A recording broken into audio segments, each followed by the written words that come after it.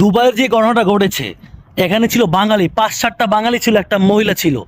এই মেয়েটাকে যে পরিমাণ শাস্তি দিছে, তার প্রস্তাবের তাই মদের বোতল পর্যন্ত ঢুকাইছে পা দিয়ে, পুরুষের পা দিয়ে লাত্তি দিয়ে এটাকে ঢুকানো হয়েছে, হাতে ঘুষি দিয়ে তার প্রস্তাবে বোতলটা ঢুকানো হয়েছে।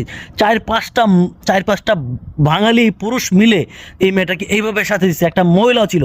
এই খাকির পোলা যদি বাংলাদেশে ঢুকে জনসম্মুখে দেশের জনগণ যাতে ভিডিওটা শেয়ার করে যাতে এর ফ্যামিলি কোথায় আছে, বাংলাদেশের ফ্যামিলি কোথায় আছে, ওই ফ্যামিলিকে ইতিমধ্যে গ্রেপ্তার করে।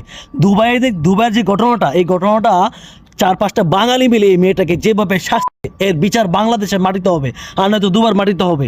আর যদি বাংলাদেশে বলারা আসে এই বাংলাদেশি এয়ারপোর্টের সামনে জনসম্মুখে, এটা ফাঁসি। ভিডিওটা সবাই শেয়ার করবেন। আর এই দেখেন, আমি একটা স্ক্রিনশট সামনে রাখছি। এই স্ক্রিনশটে এই ভিডিওর মধ্যে প্রায় একটা ছেলের ফেস স্পষ্ট আসতেছে, এই ভিডিওর মধ্যে। আপনারা ফেস দেখলে অনেকেই চিনতে পারবেন এবং প্রশাসনও চিনতে পারবে। এবং যতগুলা লোক ছিল এখানে সবগুলা ছিল বাঙালি ঘাটরা ছিল। তবে শাস্তি দেওয়া হয়েছে তাকে। আমরা তো পুরুষ, যদি ভিডিওটা আপনারা দেখেন, আপনার মনের মতো কিছু ফিলিংস আসবে না, আপনার পশম দাঁড়ায় যাবে, আপনাদের মাথার পায়ের রক্ত মাথায় উঠে যাবে। এত পরিমাণ আমার রাগ উঠছে। রাত্রে 12টার সময় আমি ভিডিও বানাইছি। আমি চিন্তা করতে পারতেছি না আমার মাথায় কতটা রাগ উঠছে। যদি পাইতাম আমি হেরে চিড়ে বাঘের মতো চিড়ে হেরে আমি।